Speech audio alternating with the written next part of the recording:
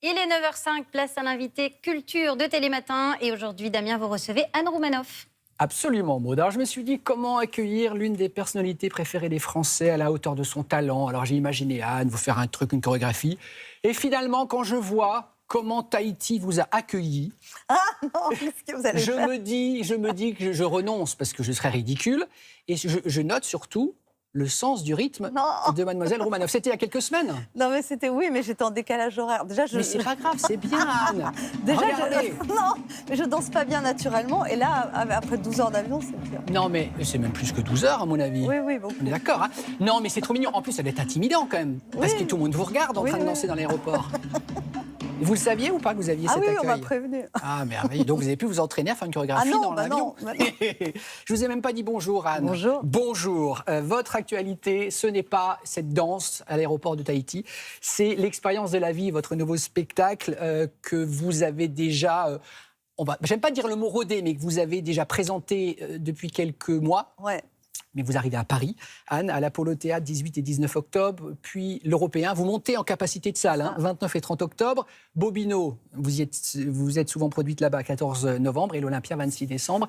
Et donc, en parallèle, en tournée dans toute la France. Dans ce spectacle, vous décortiquez, on va dire quoi, les grandes transformations de notre société? Oui, je parle vraiment de tout ce qui a changé depuis le Covid.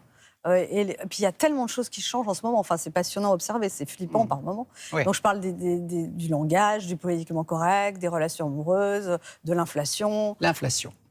L'inflation. Vous arrivez à nous faire rire avec un sujet qui est très sensible, c'est très touchy. Vous nous dites qu'en gros, maintenant, quand on fait ses courses, il faut avoir un bac plus 5 au niveau maths, en gros. Regardez, extrait. À fond sur les prix, elle m'a expliqué, elle m'a dit je vais te faire une formation parce que c'est compliqué. Elle m'a amené devant le rayon lessive, elle m'a montré une boîte de lessive, elle m'a dit qu'est-ce que tu vois? J'ai dit c'est 18,95 €. Elle me dit combien il y a de boules de lessive? J'ai dit il y en a 26. Elle me dit calcule le prix de la boule. J'ai dit c'est 18 divisé par 26, elle m'a dit très bien. Maintenant plus compliqué, regarde là. Quel est le prix? J'ai dit 22,95 €. Combien il y a de boules? 38. Elle me dit, calcule le prix de la boule. Elle me dit, sauf que là, regarde, tu vois le deuxième produit, la boîte, elle est plus chère, mais la deuxième, il est à 40%. Donc on va prendre 2 boîtes. Donc on aura combien de boules? C'est vrai, Anne, que vous avez senti que ce sujet devenait très inflammable, l'inflation, et que c'est pas évident de faire rire avec ce sujet parce que c'est au cœur des préoccupations du moment. En fait, c'est vrai que je ressens sur scène ce qui touche les gens. Par exemple, là, les punaises de lit, ça les fait rire, alors que ce n'était pas le cas. Vraiment, on dit punaises de lit. Genre, donc oui, on sent. En fait, ce n'est pas le problème de trouver des sujets à traiter, c'est de comment arriver à faire rire les gens avec des choses qui ne sont pas drôles, quoi.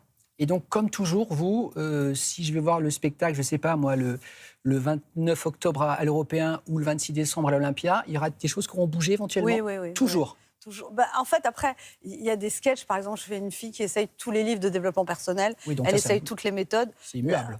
Non, c'est pas immuable, mais il évolue. Mais par contre, c'est vrai que ce qui est sur l'actualité, ça bouge en fonction de ce qui se passe, évidemment. Votre spectacle, il va marcher? J'espère. Parce que, normalement, vous en avez consulté plein. De quoi? Des voyants? Oui.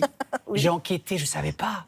On m'a dit, si tu veux le nom d'une voyante, tu demandes à Anne, elle les connaît toutes et les a toutes testées. Mais je connais aussi, je donne des médecins, ma sœur, je donne des adresses. Donc, c'est-à-dire que vous faites plein de médecins, vous faites plein de voyantes, et après, vous faites un guide. Non, mais c'est pas ça, mais j'aime bien donner des adresses aux gens, en fait. Mais pas seulement les voyants, de tout. Mais la voyance, vous y croyez, du coup?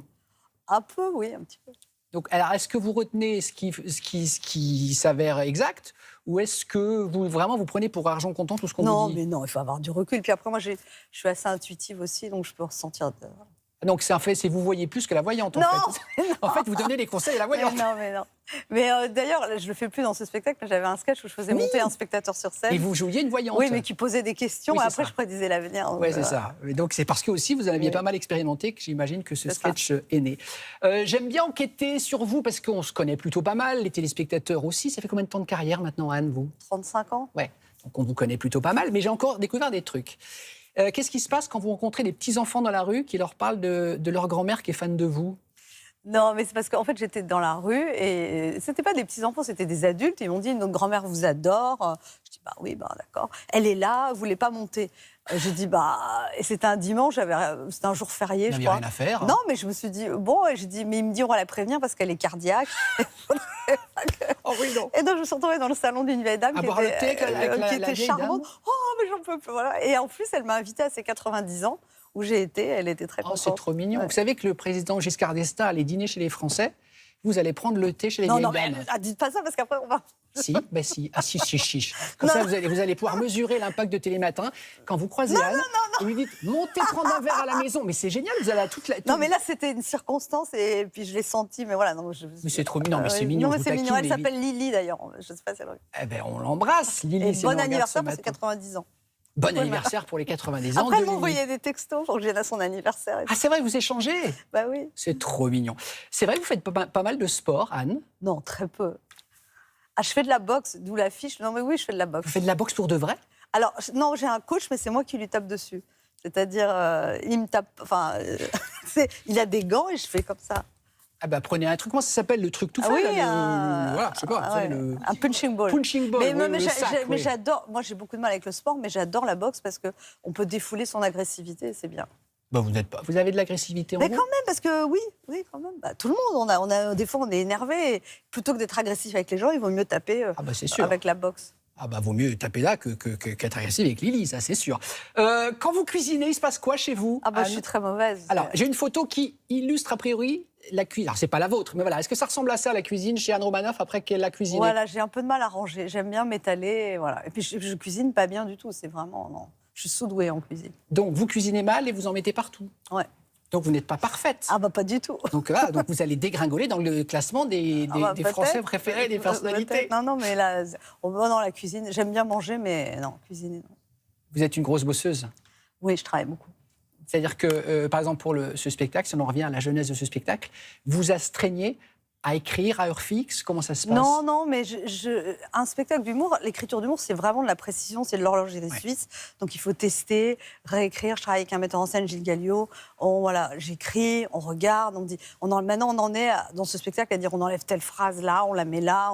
Voilà, mais après, c'est très agréable ce processus de création. J'ai beaucoup été dans des petites salles tester. Et là, les retours que j'ai sur le spectacle me font plaisir. Et voilà, je parle aussi de choses un peu... J'essaye qu'il y ait des messages aussi, pas dans chaque sketch, mais de dire des choses aussi. Et apparemment, ça touche les gens, quoi. Oui, il y a plutôt du fond. Vous aimez quand même faire rire à partir d'une matière première qui permette de réfléchir. Oui, par exemple, je fais aussi une coach américaine en vibration de couple, où j'explique aux gens comment vibrer dans le couple. Et, Ah, ça m'intéresse. Comment vibrer dans le couple? Oui, Alors, ce qu'on va faire, et donc, en fait, je dis des choses quand même vraies aussi. Voilà. Alors, on va marquer une petite pause. Vous allez m'expliquer comme ça comment vibrer dans le couple. Et on revient, bien sûr, vous restez avec nous, Anne. Alors, il paraît que c'est une chanson que vous adoriez des années 80, Je dois m'en aller, Niagara. Oui. On s'est pas trompé. Non, on s'est pas trompé. Formidable. Petite pause. Vous m'expliquez comment vibrer. Hein.